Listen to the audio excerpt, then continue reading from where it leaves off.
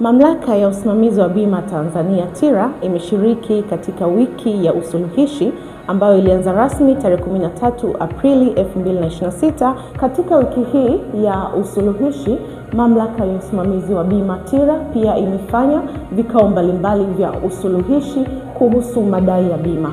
Tunasaidiana na TIO, Tanzania Insurance Ombudsman, kwa karibu ili kuhakikisha kwamba malalamiko yote na utatuzi wa migogoro unafanyika kwa mujibu wa sheria, lakini pia kwa vipengele vya kiusuluhishi.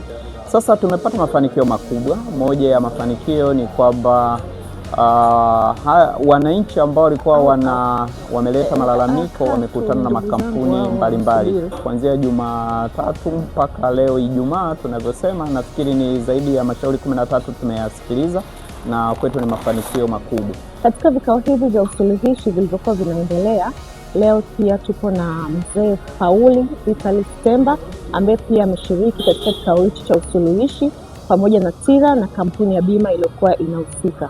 Kwa hiyo atatueleza tathmini yake kwa ufupi kuhusu kikao hicho kilichofanyika cha usuluhishi. Karibu sana mzee wangu. Mimi nashukuru kikao hichi walichofanya TIRA. Kwa upande wangu mimi kimenipa mwangaza mkubwa sana na elimu ya kutosha, kwa sababu nimeweza kujua namna nzuri za kuweza kudai uhalali wa malipo yangu. Nikafurahi na kutupatanisha mimi na ile kampuni ya inaitwa APL, kwa sasa ni Newton Insurance Company. Newton.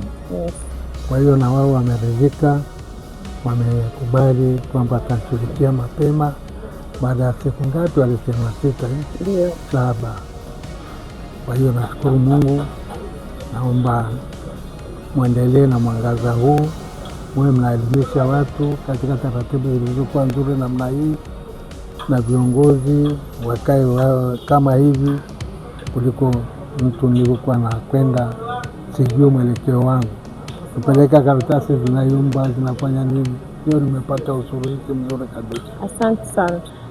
Wito wetu, wananchi kokote walipo waiamini mamlaka ya usimamizi wa bima, na imeendelea kutoa haki kwa maana ya kukutana na walalamikaji, kupokea malalamiko yao, lakini pia kuweza kukutana na makampuni kuweza kutatua malalamiko. Lakini pia tuwashukuru wenzetu wa Mahakama Kuu, ofisi ya msuluhishi, kwa kutupa nafasi ya kufanya kazi na wao. Kwa kweli tumekuwa tukishirikiana sana. Karibuni mamlaka ya usimamizi wa bima, muda wote mlete malalamiko, lakini pia mjifunze kuhusiana na masuala ya bima.